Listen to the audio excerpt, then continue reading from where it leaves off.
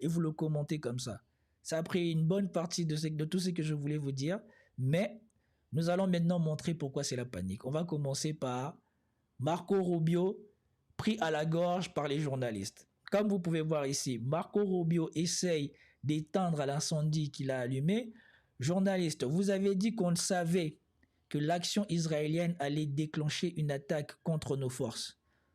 Rubio, vous déformez, voilà la vérité. Le président a déclaré qu'on a frappé, qu'on ne frapperait pas le premier, c'est tout. On n'expose pas nos troupes.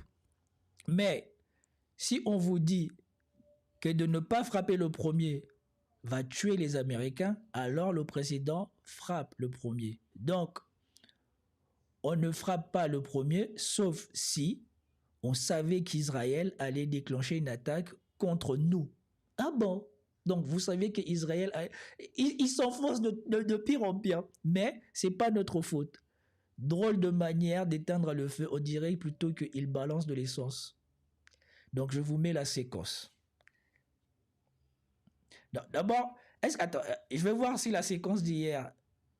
Non, bah, pour les gens qui n'auraient pas vu la séquence d'hier, je vais mettre la séquence d'hier et celle d'aujourd'hui.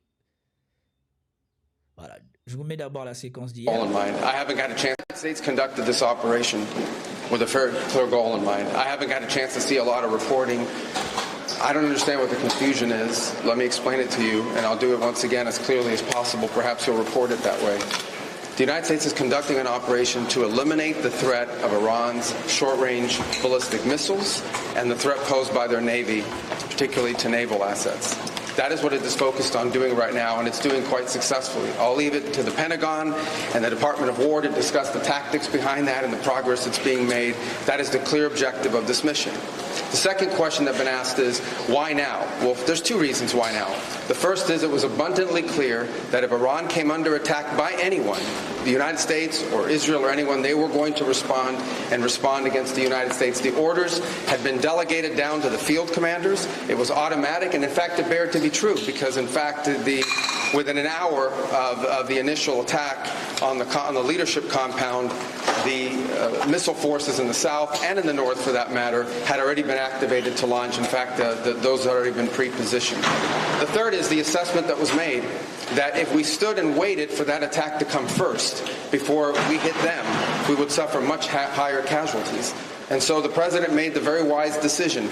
We knew that there was going to be an Israeli action. We knew that that would precipitate an attack against American forces. And we knew that if we didn't preemptively go after them before they launched those attacks, we would suffer higher casualties and perhaps even higher those killed. And then we would all be here answering questions about why we knew that and didn't act. Voilà, donc vous l'avez vu, pour le premier truc, quand il dit carrément que il savait que l'autre allait déclencher l'attaque, il savait que l'attaque allait déclencher des représailles contre eux, et qu'à la place de dire à l'autre de ne pas bouger, ils ont préféré le laisser bouger, et même anticiper, bouger avant lui pour qu'il puisse aussi anticiper sur les représailles qu'ils allaient faire. Donc, en quelque sorte, ils ont laissé faire. Ils ont même été complices. Et maintenant, il est pris à la gorge. Écoutez maintenant comment il essaye de se justifier. Bon, bien évidemment, ici, c'est beaucoup plus intéressant et je veux commenter. Je n'ai pas commenté celui d'avant pour permettre aux gens qui suivraient cette séquence, non seulement d'avoir la séquence d'avant, mais de pouvoir faire le lien avec la séquence d'après. C'est que, comme je vous dis, dans la plupart des chaînes d'information continue, on ne vous permet pas de faire. Pour garder la cohérence, il faut savoir qu'est-ce qui s'est passé un petit peu avant ou qu'est-ce qui s'est passé un petit frère ou mettre en corrélation les choses pour que les gens comprennent bien. Je fais ça pour que vous compreniez bien que pourquoi je dis c'est la panique. Parce qu'il y a d'autres choses qui vont venir derrière qui vont vous montrer que c'est la panique. Que tout ce qu'ils avaient prévu sont en train de partir en sucette. Could do whatever the hell they wanted with their nuclear program. Mr. Secretary, I want to just clarify what you said. Because you said, clarify. Well, but you said I would get that. No, but you got to read. If you're going to read the whole thing. But your quote is about we knew that there was going to be an Israeli action. We knew that would precipitate an attack. Yeah, I know, I understand. But listen. Il a coupé. Il a coupé. Lui-même, il a senti que, vous avez vu, au début, le mec, le journaliste, il lui a dit, j'aimerais bien comprendre ce que vous avez dit hier. Hein? on va revenir sur ce que vous avez dit hier. Et il a cru que le journaliste allait se tromper. Il a cru que le journaliste allait être un journaliste complice ou un journaliste qui ne fait pas son travail comme on voit beaucoup en France. Parce qu'en France, ça ne fait plus le travail de la pertinence. Ça fait juste le travail de commenter. Même moi qui commente, 9 fois sur 10, je me trouve plus pertinent que beaucoup. Il y en a quelques-uns qui essayent de bien faire leur travail, mais il y en a beaucoup, c'est pas la peine. Ils sont payés juste parce que c'est une femme, parce qu'il est beau, parce qu'il connaît quelqu'un. Il vient là, il raconte sa vie. À la fin, vous n'avez tiré aucune leçon qui vous permet de mieux comprendre quand ces événements-là se passent. Donc, Marco Rubio, il est content au début, il dit « Citez bien ma phrase, citez-moi bien ». Et ça, c'est important parce que 9 fois sur 10, on déforme les choses.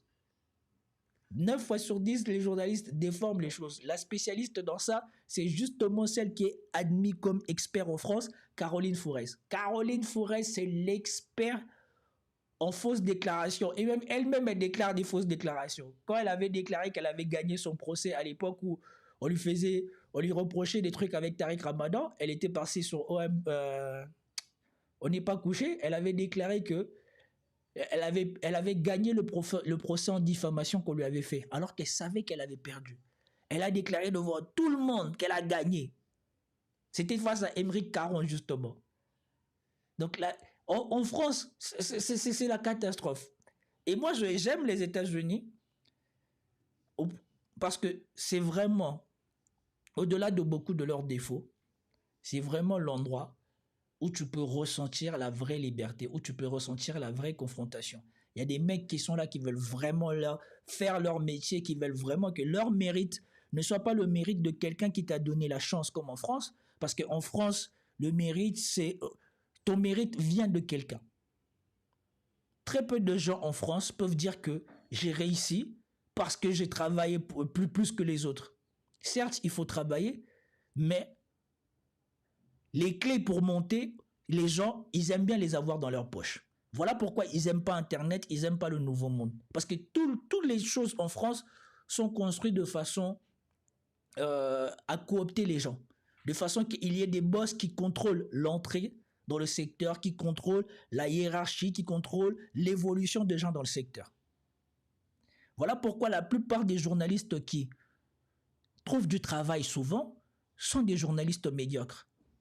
Parce que ils sont plus enclins à arranger leur carnet social plutôt que des mecs qui se disent « Non, lui, il est tellement bon qu'à la première opportunité que j'ai de l'avoir, je le prends. » Il n'y a pas. 9 fois sur 10, ils attendent qu'on leur offre l'opportunité. C'est pas son travail, il est tellement génial qu'on dit non. Lui là, on va même lui proposer de venir travailler avec nous juste parce qu'il est bon. En France, ça n'existe quasiment pas. En tout cas, dans ce domaine-ci là, dans le domaine sensible de l'information, des choses comme ça n'existe quasiment plus. Peut-être dans le domaine du divertissement un peu, et encore. Mais dans le domaine, c'est pas comme le foot. C'est pas comme au foot où un mec, il est vraiment fort et le président, il dit, bon, lui, si on l'a, on sait qu'on ira mieux. Ou on sait qu'on gagnera des trophées. Il n'y a pas de trophée dans le journalisme en France. Il n'y a pas de récompense, il n'y a rien. C'est un peu comme dans le cinéma français. Il n'y a rien. Il y a rien. C'est comme ça que moi, je vois le cinéma français. Regardez le seul mec du cinéma français qu'on sait qu'il a réussi par son vrai mérite, c'est Jean Dujardin. Et c'est le seul qui a la liberté de dire et de penser un peu comme il veut et qui, de temps en temps, est un peu hors du système. Regardez tous ceux qui sont dans le système. Comment ils disent... Regardez Debbouze, voilà. Debbouze, c'est la parfaite illustration de ça. Un laquais comme c'est pas permis, qui évite de dire un mot déplacé, parce que sinon, ça sera cuit pour lui. Regardez comment ils sont tous derrière Omar Sy à chaque fois qu'il dit quelque chose. Parce que Omar Sy a s'extirpé de ce système qu'ils ont mis en France. Donc dans le journalisme français, il n'y a pas de travail. Si les patrons t'aiment bien, tu vas prospérer. Un peu comme Léa Salamé. Moi, je n'ai pas vu à quel moment Léa Salamé mérite de présenter le journal de France 2. Pensez-vous que Léa Salamé, elle est mieux que Anne-Sophie Lapix? À chaque fois, je revois les moments où Anne-Sophie Lapix a parlé à des politiciens français. C'est magique. Il y a la fois où elle a défoncé l'autre, là, comment elle s'appelle, Marine Le Pen. Surtout quand elle avait son émission sur Canal+.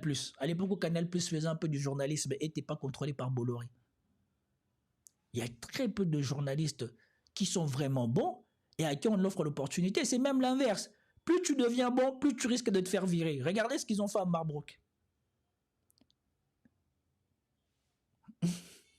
All right, but let me understand. Yeah, but I had a very specific question from that. Voilà, regardez, il a fouillé.